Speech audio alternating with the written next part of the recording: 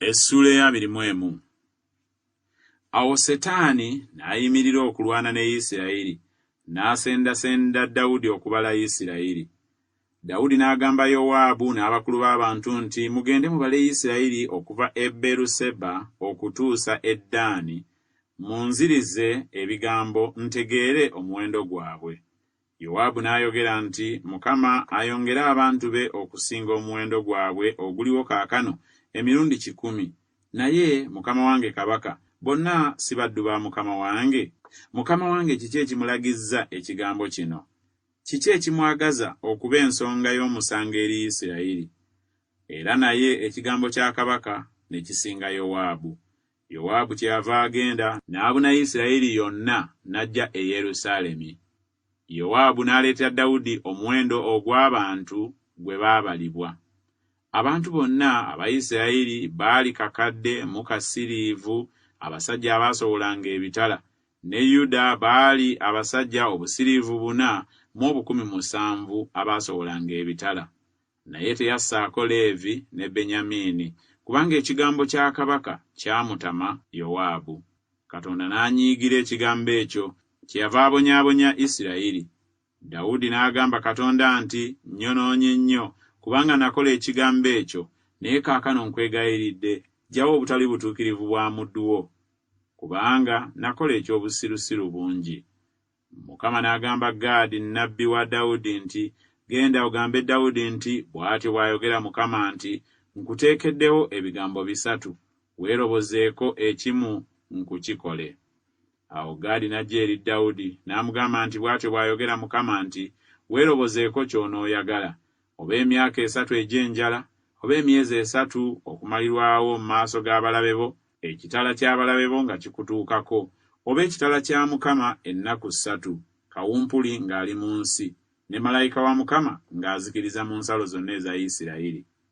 Kale nno lowooza bwe mba muddamu oyo antumye. Dawudi n'agamba Gaadi nti, nsobeddwa nnyo. Ngwe nno mu mukono gwa Mukama, kubanga okusaasira kwe kungi nnyo, nneme okugwa mu mukono gw'abantu. Awo Mukama n'aleeta kawumpuli ku Isirayiri. Awo ku Isirayiri ne kufa abasajja 7,000. Katonda n'atuma malayika e Yerusaalemi okukizikiriza. Awo ng'anaatera okuzikiriza, Mukama n'atunula ne yejjusa akabi, n'agamba malayika azikiriza nti, kinaamala. Zaayo kaakano omukono gwo. Malayika wa Mukama n'ayimirira awali egguuliro lya Olunaani Omuyebusi. Dawudi n'ayimusa amaaso ge, n'alaba malayika wa Mukama ng'ayimiridde wakati w'ensi n'eggulu, ng'akutte ekitala ekisowoddwa mu ngalo ze, ekigoloddwa ku Yerusaalemi. Awo Dawudi n'abakadde nga bambadde ebibukutu ne balyoka bavuunama amaaso gaabwe. Dawudi n'agamba Katonda nti, si nze nalagira okubala abantu? Nze nnyonoonye ne nkola ebyekyejo kingi, naye endiga zino bakoze ekibbo. Nkwegayiridde, Ayi Mukama Katonda wange, omukono gwo gube ku nze ne ku nnyumba ya kitange, naye guleme okuba ku bantu bo, babe ne kawumpuli. Awo malayika wa Mukama n'alagira Gaadi okugamba Dawudi ayambuke azimbire ekyoto eri Mukama mu gguuliro lya Olunaani Omuyebusi. Dawudi n'ayambuka olw'ekigambo kya Gaadi kye yayogera mu linnya lya Mukama. Olunaani n'akyuka n'alaba malayika, ne batabani be 4 abaali naye ne beekweka. Era Olunaani yali ng'awuula eŋŋano. Awo Dawudi bwe yajja eri Olunaani, Olunaani n'atunula n'alaba Dawudi, n'ava mu gguuliro n'avunnamira Dawudi amaaso ge. Awo Dawudi n'agamba Olunaani nti, mpa ekibanja eky'egguuliro lino, nzimbewo ekyoto eri Mukama. Onoogulana nange n'ebintu ng'omuwendo gwalyo gwennyini bwe guli obutaseera, kawumpuli aziizibwe mu bantu. Awo Olunaani n'agamba Dawudi nti, lyetwalire, Mukama wange kabaka akole ekyo ky'anaasiima.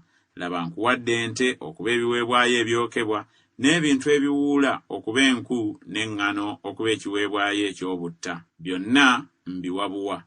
Kabaka Dawudi n'agamba Olunaani nti, nedda, naye mazima n'aligula n'ebintu obutaseera, kubanga siitoola ebibyo okuwa Mukama, so siiweeyo ekiweebwayo ekyokebwa ekitanzitidde byange. Awo Dawudi n'awa Olunaani okugula ekibanja sekeri eza zaabu ezipimibwa 600.